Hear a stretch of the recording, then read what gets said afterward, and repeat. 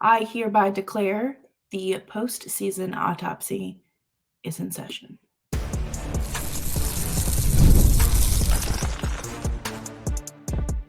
You're Locked On Flames, your daily podcast on the Calgary Flames. Part of the Locked On Podcast Network, your team every day.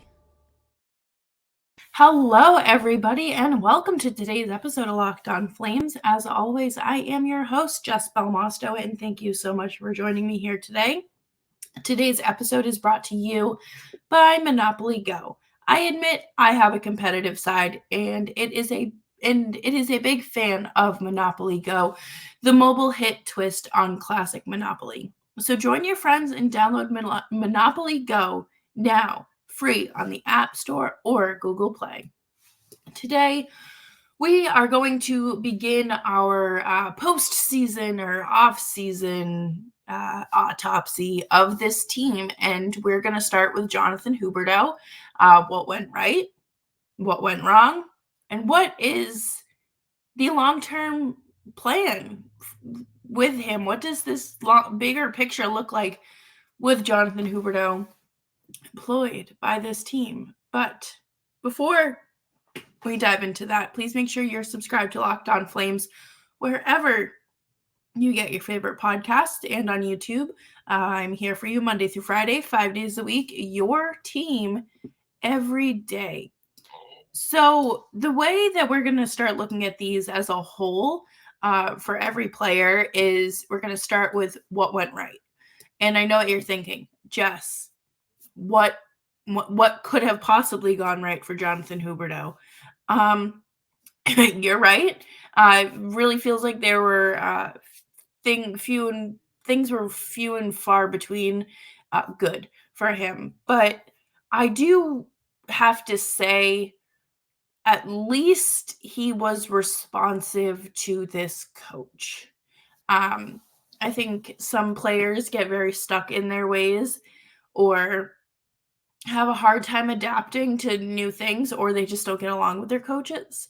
So, it's nice to see that Huberdeau had a little bit of a different experience this season, but his slow start really could have been for a number of reasons. Again, he's playing in an entirely different system than what he's used to, and not even just a different system, but with a different caliber of players. I would say a lot of this may kind of fall not only on him, but we all saw how sluggish and unmotivated Elias Lindholm looked through the start of the season. And, I don't know how you're necessarily supposed to be overly productive when you have the playmaker of your line not entirely in it to win it. But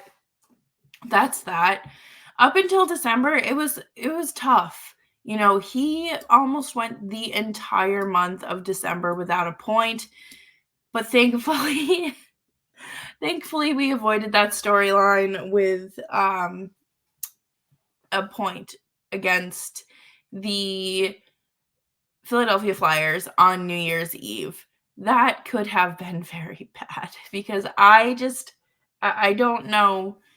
I mean, up until that point, not having a point basically through the month of December is not good. That is not good. That's, in fact, very bad. So, you do have to look at that. But I think that from that point on, he was averaging basically a point per game for a while, I think through like 15 or 20 games.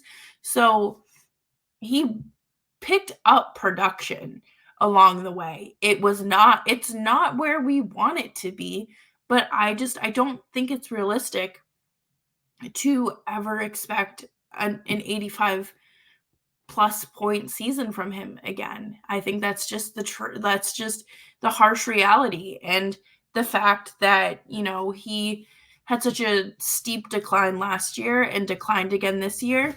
I don't want to say you can only go up from here because that's certainly not true, but you're hoping that, a third year in Calgary, He's settled in.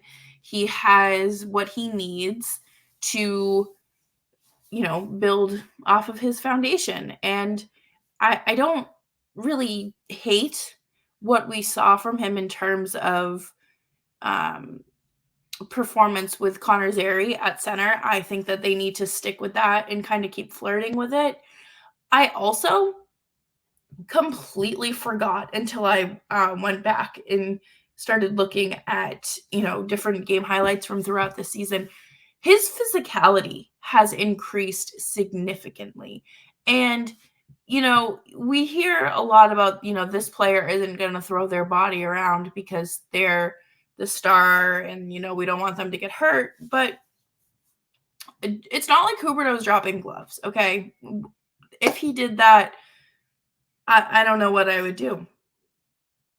Maybe I'd walk around in Boston with or in Calgary rather, with an Oilers jersey on. I don't know.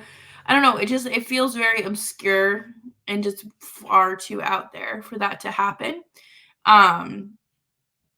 But having him throw his body around and be able to kind of fight for the puck with that new added style to his game, I think it's something. And hopefully it's something he continues to grow with and revert back to next season. I think it would be very neat. It would be very, useful to try to win puck battles that way too and kind of control a situation. But there's only so much everyone in this situation can do. No one can bring in no one can become an upper echelon player overnight on this team. There aren't many players in the league with that skill set to begin with, and Calgary lost theirs. So you don't have that. You don't have really a finisher. Huberdeau is a passer. We know this. You don't really have someone that can finish it off. Sharon Govich has been a great complementary line mate, but there has to be something else there too. And I'm going to assume that with Zary taking over at center,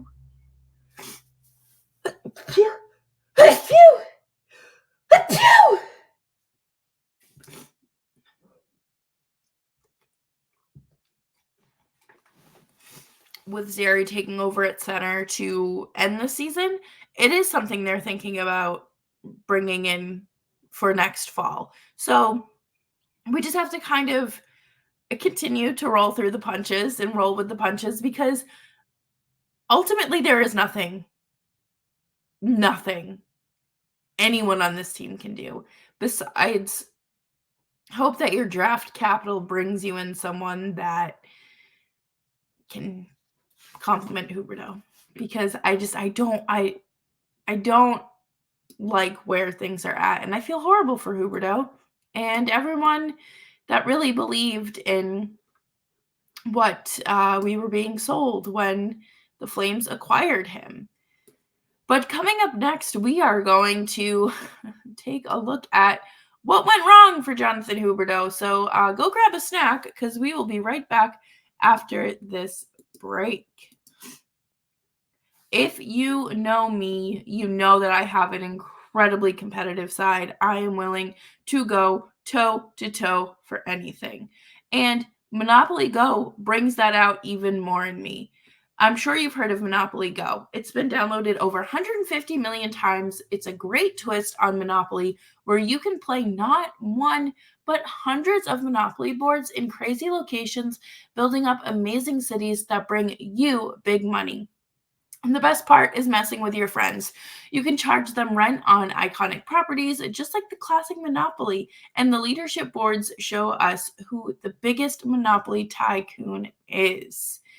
But it's not just my competitive side that loves it. You can team up with friends and people all around the world in timed tournaments to earn huge rewards. So get in the game and join your friends. Download Monopoly Go. now free on the app or Google Play Store.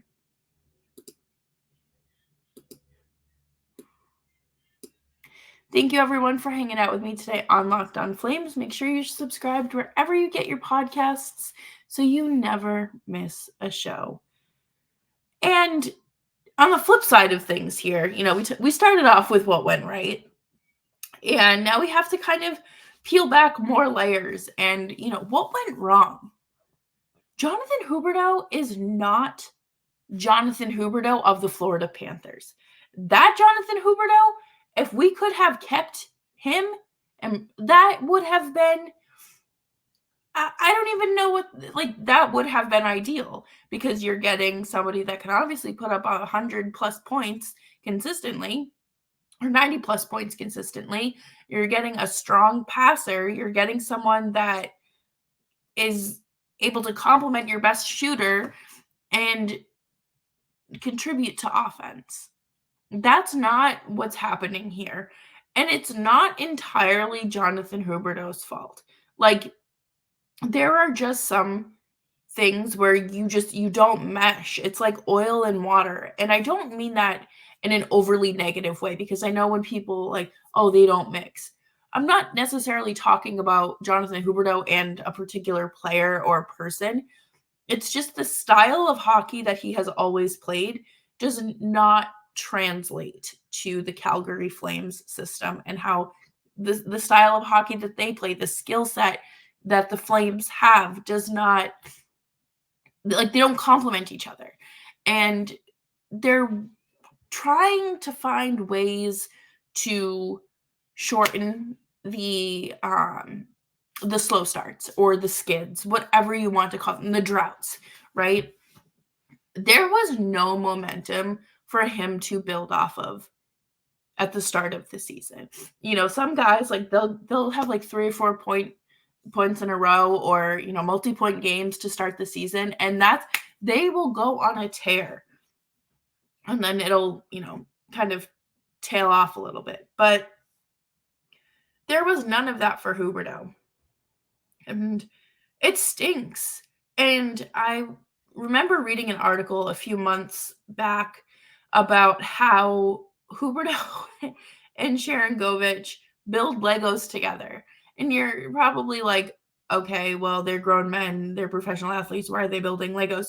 That is, if you have ever tried to build Legos with someone, you know how frustrating it can be, right?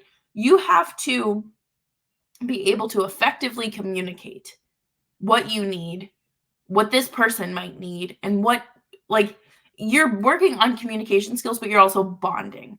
And we have seen lines that in all of hockey that have such good friendships and relationships that you can tell that their on-ice play reflects that. I think of Brad Marchand and Patrice Bergeron. Those two best friends, and look, the perfection line. I hate that line. But you think about Johnny Gaudreau and Sean Monahan. They were very compatible. And the Flames don't necessarily have that with or for Jonathan Huberdeau. And that stinks. It really does, because obviously you're paying the guy $10.5 million to do things that a $10.5 million should do, and you're not getting it. I think that a lot of what he is asked to do is just so far out of his realm that it's unlikely to happen. I am shocked that he didn't even hit points where the same point totals as the previous season. I didn't think that he would crush it by any means, but to finish south of 60 was really just unacceptable. And we could go at that for hours in discussing how That's not what he was brought in to do. That's not what Jonathan Huberdeau was expected to do. Like, there's so many different ways to slice it. And I hope that next season is better. I really do, because I don't think it's fair for this to I don't think anyone is going to be able to put up with 7 years of this. Putting up with 7 years of this would be you deserve compensation at that point.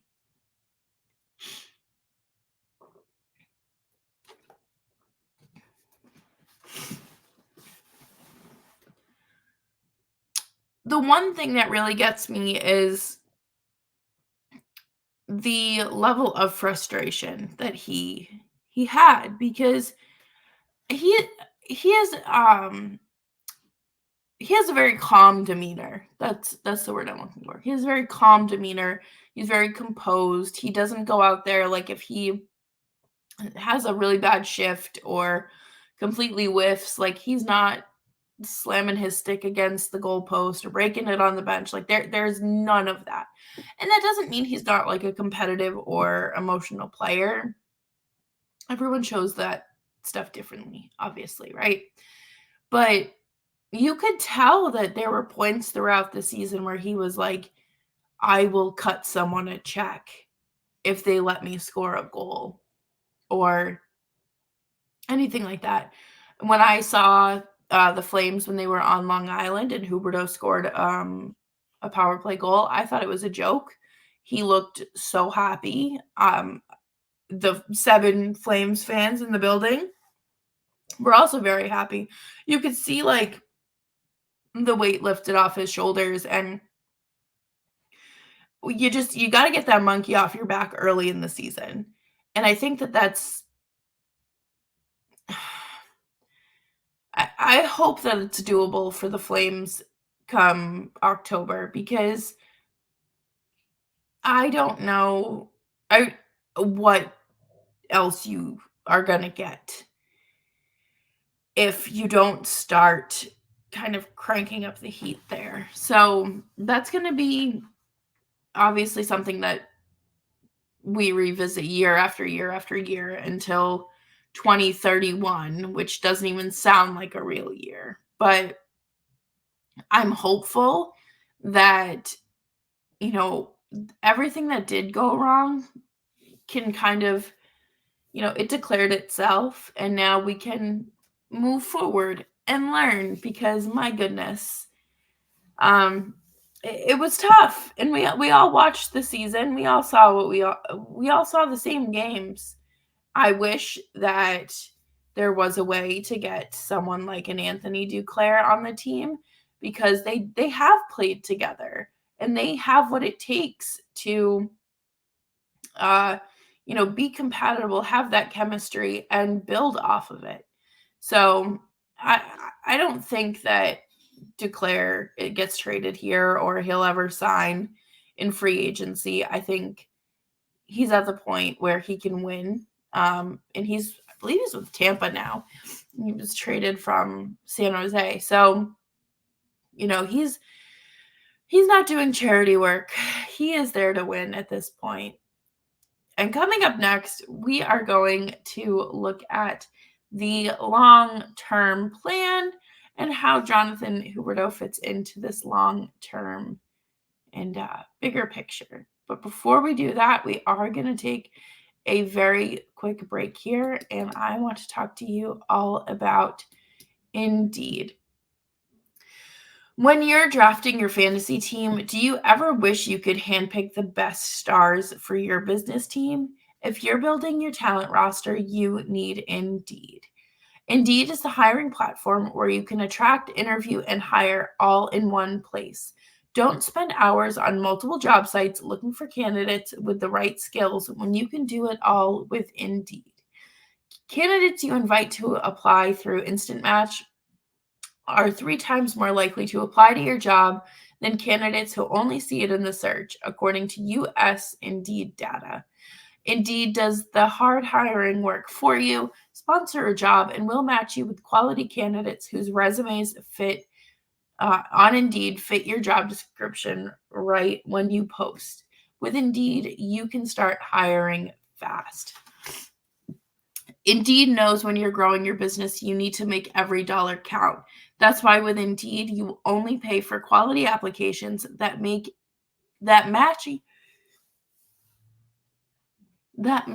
your must-have job requirements.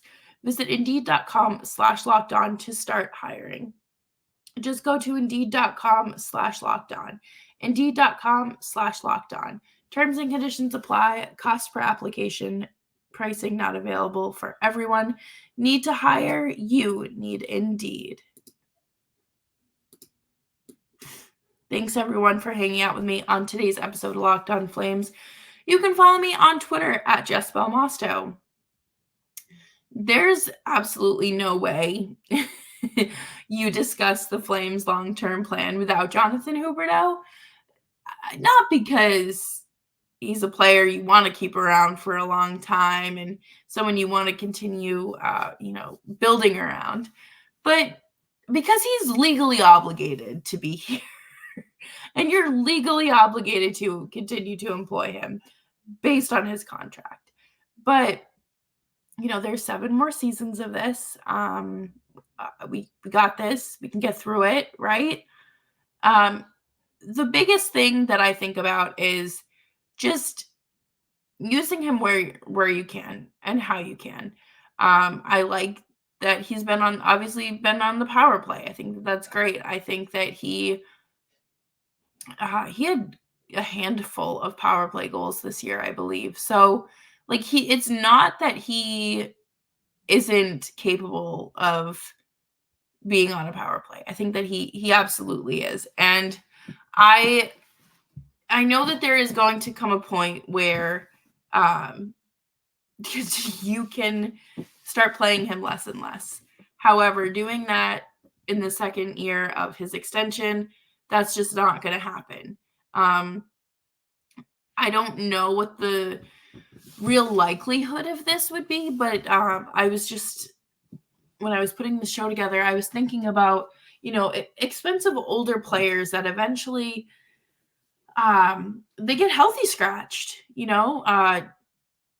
don't even have to be expensive, but I think about David Backes a few years ago for the Boston Bruins, and he was a captain of the St. Louis Blues and ended up, not playing much in their postseason run when the Bruins went on to eventually lose to the Blues. But Jonathan Huberdeau, you cannot start flirting with that idea right now because you have way too much money and way too much time tied up in him to start going down that route.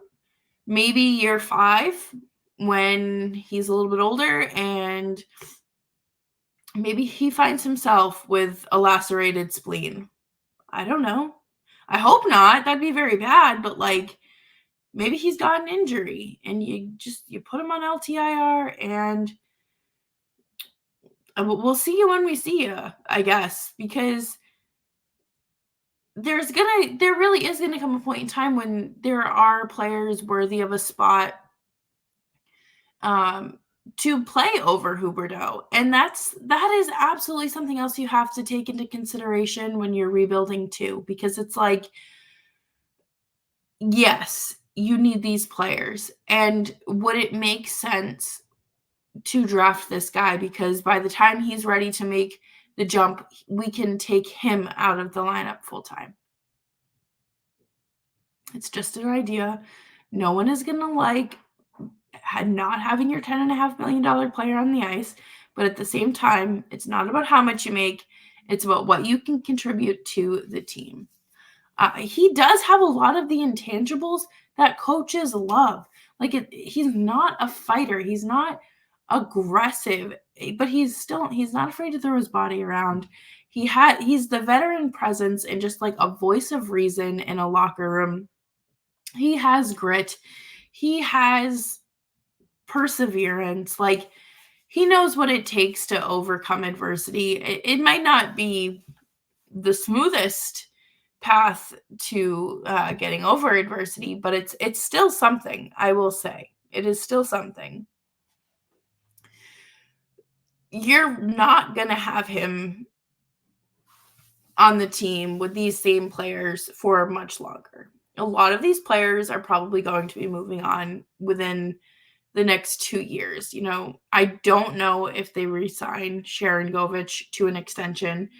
Mangiapane, we know, is just going to end up being traded at the deadline. Markstrom only has a year left on his contract. You have Blake Coleman, who might end up getting traded at the deadline too, or Rasmus Anderson. There's a lot of change that can happen, and you hope that you somehow find someone that does complement Huberdeau well enough to where he is bringing out that Huberdeau side of him again. And I understand that it is absolutely fair to be critical of players. I don't think that that's even a discussion, but there's absolutely a difference between being critical and then just being mean. Because I could sit here on this podcast and give you 30 minutes of straight Toronto Maple Leafs and Edmonton Oilers hate. But there's nothing constructive about that. Absolutely nothing. And I think that's why it's easy to get so frustrated with the Huberdeau and even Kadri discourse, because it's not happening in a way that is productive. It's just, crapping all over players who are already struggling. I don't know what you get out of that. And I have said since I started hosting this podcast that no one is immune from criticism. I don't care what last name is on your jersey or how much money is accounted for in your cap hit. You are a member of a team. There's no I in team. And, I think that's going to be an interesting thing to keep looking at as we go through the players and just the season at large, because it was a long season. There were moments of hope. There absolutely were. And Jonathan Huberdeau, I just hope next year is better for you. But that will do it for me here on today's episode of Locked On Flames. Thank you all so much for tuning in. I hope you had an amazing day. I hope you stay warm, stay safe, stay dry. And I will see you tomorrow with another player's post-season autopsy.